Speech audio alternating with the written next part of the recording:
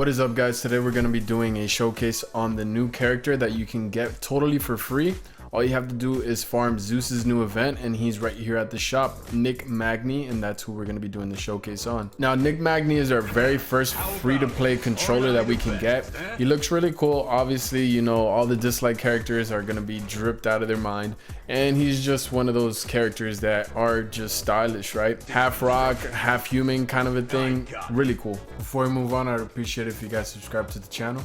Help your boy get to 1,000 subscribers. Like the video if you like the video, and share this around. Now for his abilities, his captain abilities increases ally defense by 24%. Not bad. Remember, he is a 4-star, so that's not bad for that, and you can use that anywhere. Now on his first ability, is called Stone Fist. Attack one enemy, deals 100% attack damage, 50% chance of inflicting attack down for 1 turn. Very simple. He attacks you once, has a chance of applying attack down. That's about it. Now as far as the abilimons, I have not invested into leveling up his abilities, but if you do, it basically increases the trigger chance of you applying that attack down buff by a 60% and adds more damage to it. Then we have his skill 2, Landslide. He attacks you 2 times and each hit deals 100% of attack damage, 50% chance of extending all ability cooldowns of the target by 1 turn. Upon successfully extending, reduces all of Magni's ability cooldowns by 1.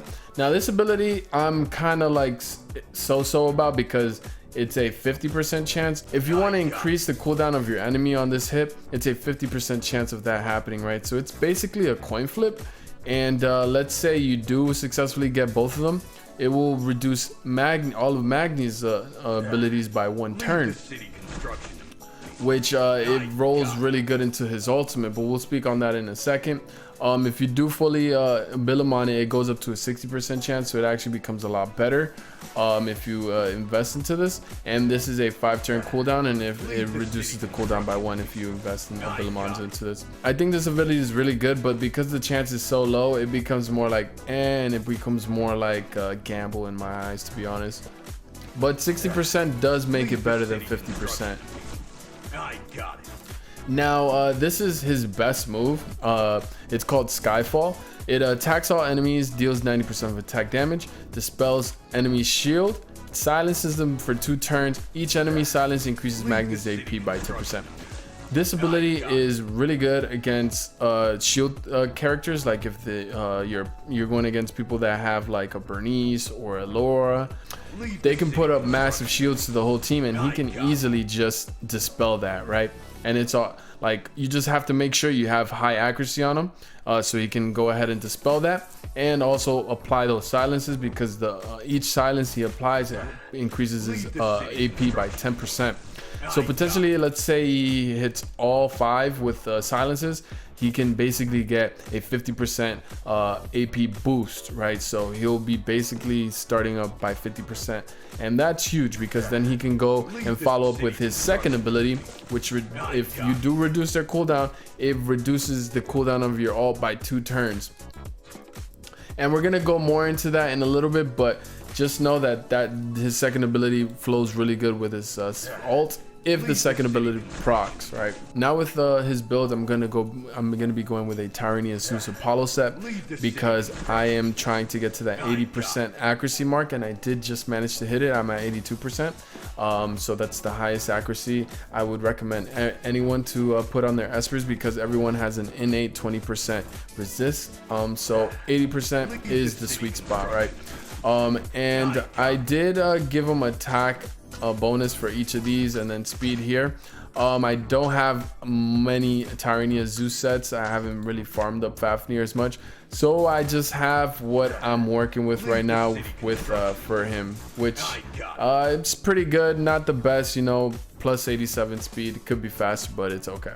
But ideally, for his ultimate, if you do have all the Abilimons invested into him, he basically can go into if his skill 2 procs both times, then his ultimate, you'll get it right back again. So we're gonna try the boy in Point War and see how he does. Okay, we're gonna push here.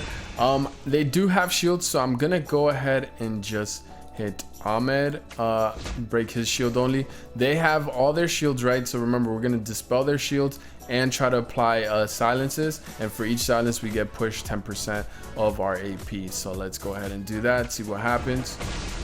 Okay, as you saw that, two of them did not get dispelled, but we did get 1, 2, 3, 4 silences, and now he is on the AP charts. He's right here for 40%, right? So he skipped the line pretty significantly because of his landing those silences. And silences kind of like a weaker stun to me, but they're able to use their skill 1, so it's not as good as stun, but they are silenced for 2 turns, right? Stun usually it's only lasts for 1 turn. So we're just gonna go ahead and push here with Ling and just clobber them. And because they're silenced, they're all just gonna be using their skill 1s. They can't use their ultimate. Like for example, this Sanders, I'm gonna go ahead and let him use his skill 1, right? This guy can use his ultimate, so we're gonna freeze him. And because I don't have to worry about Sanders using his ultimate or his skill 2, I can go ahead and do that and play around that, right? So now we're gonna go ahead and try to use our skill 2, and if it does proc twice, we will lower our skill cooldown of our ultimate by 2, which will be very nice. He resisted it, so that's why I have a gripe with his skill 2, because it's kind of like a coin flip, to be honest. But it's still a good ability. As you can see, his ultimate is very dependent. His kit is very dependent on that skill 2 landing, because if it doesn't, the skill cooldown on his ultimate takes a long time. Let's go ahead and just hit him with our skill 1 and hit him there. But let's go into the next match. Okay, let's go ahead and push here. Let's do our skill 2 and do his ultimate. We got 3 stuns this time with Tyrannia Zeus, and we got 3 silences, which is very nice. We're gonna push and attack. But all in all, I think that this character, right there, he gets his ability cooldown. I don't know, I could be wrong, but this character feels like he's very niche, and you can only use him in certain situations. Of course, like I said, you want to pick him when you have someone that's picking shields, right? That has huge shields, and you want to specifically get rid of those shields. He's good at that because his kit specifically targets shields to dispel. Unlike Lucas, right, where you have to try, he'll dispel 3 random buffs, but that's at a very low chance. Honestly, I think he is okay. I don't think he excels in in anything really. I can see how he can be useful, but just being able to dispel shield is not much, because like immunity can easily shut this guy down. And then on top of that, if his skill 2 is resisted, right, and it's at a very low chance of him proccing his skill 2, which will make it hard for you to reset your skill 3, right, which is what his kit is based around. Even if you ability him on it, becomes a 60% chance, which is still very low. The kit doesn't flow as well as I feel like it should.